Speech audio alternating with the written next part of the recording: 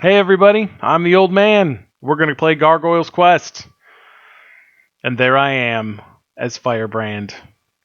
And apparently an unknown army has attacked, and the king has been Gua. And they're very strong.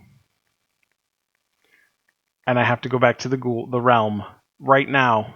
Do not pass go. Do not collect $200. What was he doing in this room this whole time? Like, was this is like just? I mean, it can't be a man cave because there's no TV. Um, so what was he doing? They just found him in an empty room, sulking, I guess, listening to emo. Anyway, this is Gargoyle's Quest, and it's technically part of Ghosts and Goblins because you play as the Red Devil. That in Ghosts and Goblins is that first enemy that swoops in and just wrecks every single playthrough that you do of Ghosts and Goblins. You get to play as him, and he is not nearly as agile in this game as he is in that game, which is unfortunate. He does get more powers and more upgrades and stuff like that, but at first he's kind of a wimp. And this is one of those games that the difficulty is really front loaded in here. And I just have to say that I don't need that heart right now, which means I am awesome. Really front loaded. The first few levels are incredibly difficult, and then they get easier as time goes on because you get more life, you get more wing power, you get better weapons, because your little fireball there does not stay there. You can only have one on the screen at a time, so of course that means every single time. So of course that means if you miss the enemy, you're kind of boned until that projectile disappears. Like I almost missed that guy right there. And I like this game. This is one of the first Game Boy games I ever owned on Game Boy. It was Christmas. I was in 7th grade, and my mom got me the Game Boy and this game and some other stuff for Christmas. And I remember that I was sick that week. And so what did I do? I devised this means by which I could slit the tape on the presents and play with my presents and then put the tape back on and then put everything back under the tree as though I had never done anything with them. And so for an entire week, I pretty much played with my Christmas presents before I opened them before Christmas. And that was pretty awesome, I gotta say. I was pretty sneaky. I would just like to point out that this boss fish, where is he? He has jazz hands. He is totally jazz handsing me right now. And he's flaming, so make of that what you will. Come on. And again, this is one of those things where you're not having a rapid fire weapon really hurts you, but we'll fix that. That'll get fixed in probably the next video when we get the boomerang. Die, Jazz Hands. Jazz Hands is dead. And now we switch to the other part of Gargoyle's Quest, which is really, it's kind of like Zelda 2 in that you'll do side-scrolling, and then you'll do an overhead map with a town, and then you'll have random encounters. Oh, good. I reached the Ghoul Realm. Isn't that wonderful? Like this right here. You've got, man, this one of the worst guys I started off with too. That stinks. Whew.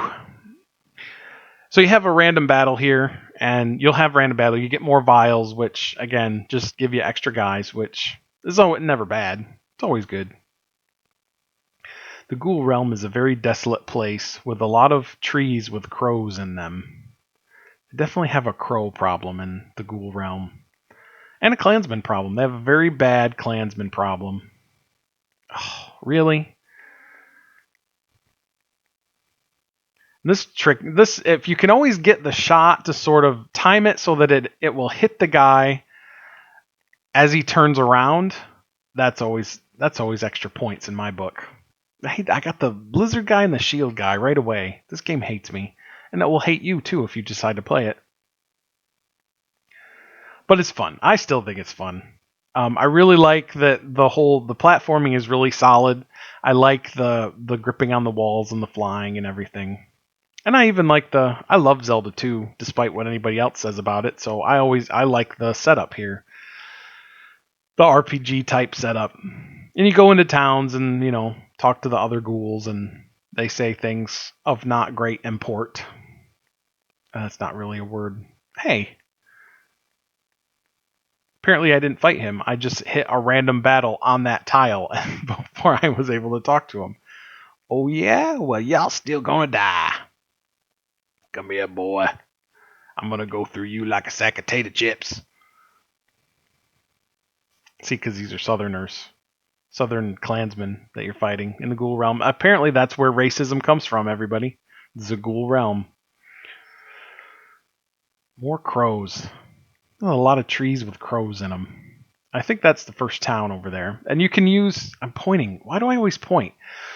There's talk, use, level, and check. Those talk, obviously talks to people. Check is to like pick up vials or pick up whatever item is laying around.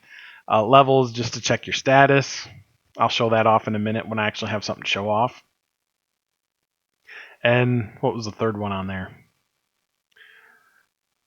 2 vials. All right. Check. Check. Use is when you use it. Yeah, that's pretty self-explanatory. Oh my word, with the random battles. But the plants, at least the plants are easy to kill. I say not killing them, as I missed the jump. Plants that spit eyeballs. That is something else. The Ghoul Realm is truly a wondrous place. And he's not red. He's green on the packaging. And the cartridge label has him as green. And then in the game they talk about how red he is. So the only thing I can conclude is that the packaging was done by a dog. And here's your first little town. This guy gives you a password, which I don't need, because I'll just be save stating my way through this. I'm not going to use save states to like before bosses or anything. If I die, and you just got to watch it over again. But I will use save states because I don't feel like putting in the password. That's just ridiculous. This is the room of the Baron. What's a Baron? Jark. And there he is, sitting on us in an empty room. There's lots of empty rooms in here. And he can't help me without his gremlin stick. Sure, I'll do it. I didn't even know I was agreeing to that. But we get the fingernail of the Spectre that lets us jump higher, which is always helpful. And I apparently will become light and be able to fly higher. Sure. That's what you say, buddy. Hey, another vial. No crows in this town, though. There's just... I guess the crows have to stay outside the town. And then this is where you use level. So I've got my items of the fingernail and your level for your jump and your wing and your life. And I got 22 vials. That's good. Let's go get some vials, yo. This guy's the one that sells vials. All the rooms that have the same function all are built the same. So if you walk in a room that's look like this, you're going to buy Cyclone. You're going to buy Talismans of the Cyclone. And I remember back in the day, they had like GamePro TV or something. I think it was GamePro TV, and they had hints. And one of the hints that this kid was doing was like, on Gargoyle's quest, man, he says that it's greedy to get any more, but don't listen to him. You can get as many as you want. Which is the kind of anti-tip you could expect in the early 90s from GamePro. And so that is the first intro here. Let's see what that guy has to say. I think we'll wait until the next video to do the... hey, see? Much improved jumping. Much improved. And already the game is easier because I can leap over those bullets without having a heart attack. I think we'll leave the tower. I'll walk to the tower, but we'll leave the tower for the next video.